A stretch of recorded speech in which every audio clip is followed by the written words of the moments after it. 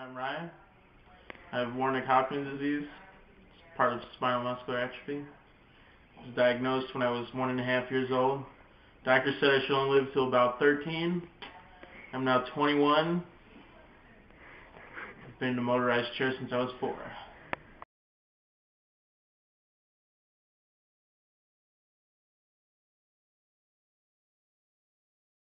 So February 8th, 2002, my life changed. I had a spinal fusion. My back was completely curved. So right now I have a rod from the tip of my neck all the way to the bottom of my back. I changed my mobility. This is about the extent of my bending. Can't really raise my arms. Can't really do much of anything. Before, I was totally active. I'd play sports all the time. Baseball, basketball, football, hockey. Not on ice though. It was dangerous. And, I just can't do it all anymore. Despite Ryan's disability, he has still done a lot in his life. He has been active in sports for his entire life. He's enjoyed things such as swimming and been on national championship soccer teams. Besides that, he's gone on many vacations, visited many places, and graduated from high school in the year of 2007.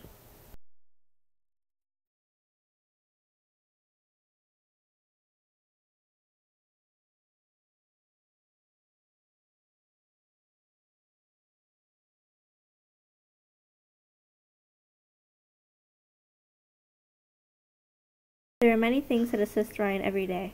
Although he can do a lot on his own, there's usually another person with him to help him with things. He has a van that has an electric ramp and door to assist him in getting in and out of the vehicle. He also at home has a roll-in shower and a Hoyer that, with the assistance of another person, will get him from his chair to bed. Do you experience places that aren't accessible to you a lot, like they don't have ramps or handicapped accessible doors, and how do you feel or react or get around those things?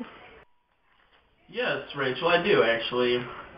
Yesterday, as a matter of fact, I went to a new tattoo place and they had a big bump, like this big, to get in the door, and they had no ramp. And I said, "Oh my Lord, what do I do?"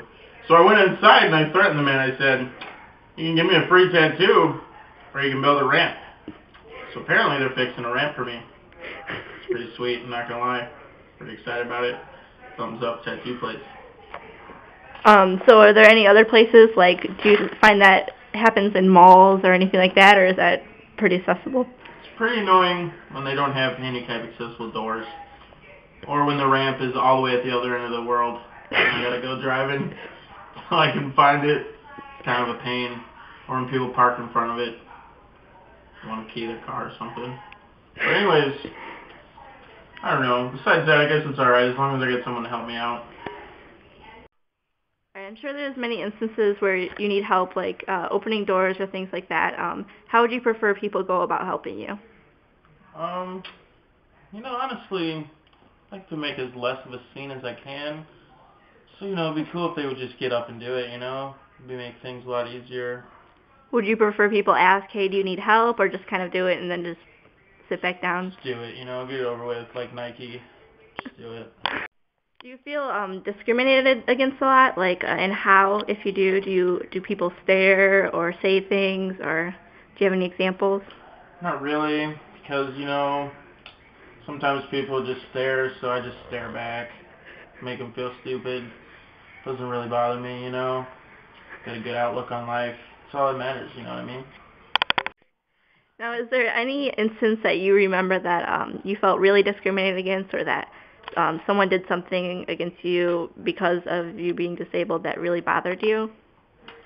Well, there was this one time, I used to work at a paintball field, believe it or not, and I was in the way, like a hallway area, and this rather large woman, she walked by me, and kind of in a hateful way, she says, I think you need to move, sir. And I said, why is that? And she says, no, you're a fire hazard.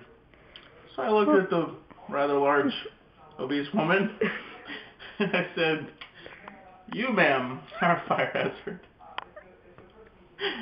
That kind of got to me, you know? I almost got fired, but I didn't, because I was in the right. I'm not a fire hazard. She's way bigger than me. So, you know, terms like that, it depends on how you say it, you know? You gotta say it in a nice, polite way. You know, the best way for someone like me to, you know, kind of live with the fact that I'm stuck like this forever, you know, just go with the flow. You know what I mean? Just go with it. You know, I don't let anything get me down, you know? That's why I got this sweet tattoo. My nickname says Crippy. And there's a little handicapped guy. That's me right there. Hey. You know, just gotta let people know it doesn't bring me down, you know? It just brings me up, you know? So what are some activities that you do to have fun that you can do despite your disability? Well, I like sports, so I try to do as much as I can. When I was younger, I played wheelchair soccer in Georgia for about 5 years, maybe a little longer. I was an all-star. Got to go to Houston, Texas for that. It's pretty buff getting all the girls, you know. I just quit paintball. I used to be in that pretty heavily for about 5 years. It's pretty awesome. That's where I got my nickname. And sometimes I go bowling with my friends. They have to put a ramp out, which is kind of a pain, but it works. And then it has like this little metal ramp. I put in my lap, put the ball on, and I just push it. Awesome. You know, one thing I wanted to point out, the irony of my disability is I really love shoes. I mean, how many handicapped people do you know that have that many pairs of shoes? And the coolest part about it is they last for so long. Can you tell us about some times where you faced problems, like you've dropped something or you couldn't reach something, and maybe how did you overcome that if you didn't have help? Well, it makes me think of a pretty good story, actually. Back in high school, they have elevators, you know, go up and down, upstairs, you know, just what elevators do. And I went in one time, and see, I have a cousin named Rachel. She's not all there. And I went in the elevator first, and the only way to open the elevator door is with the key. And I was the only one with the key. So she would open the door and let me in. Well, I went in one morning, and I turn around, the door's shutting, and my cousin's just watching. She's like, "What are you doing? Where are you going?" And it was then I realized I can't push the buttons in the elevator, and she can't open the elevator door.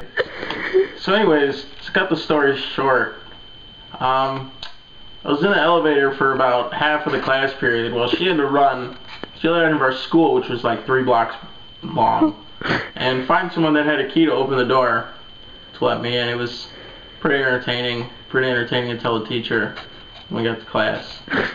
And there was another time, man, a long time ago, I was at home by myself all day, and I dropped the phone. And, you know, I can't really bend over, so I went and I found a trash can that was laying around the house. And I brought it in to where the phone was. And I laid it down.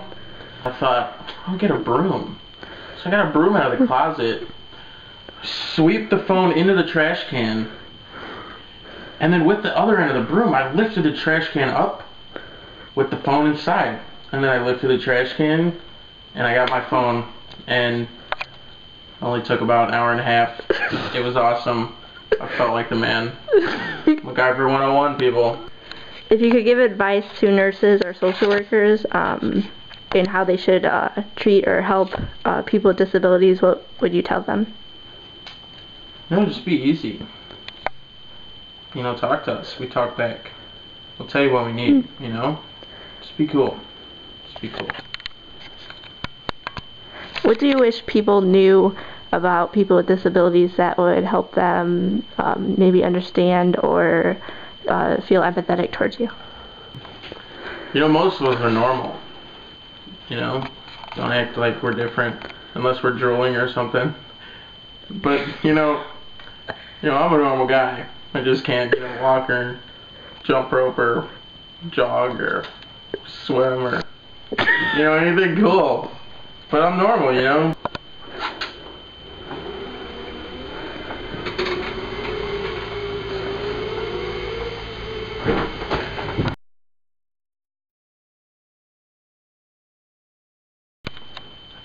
question. Okay, wait. To cut the short. Shit. So anyways, to cut the short.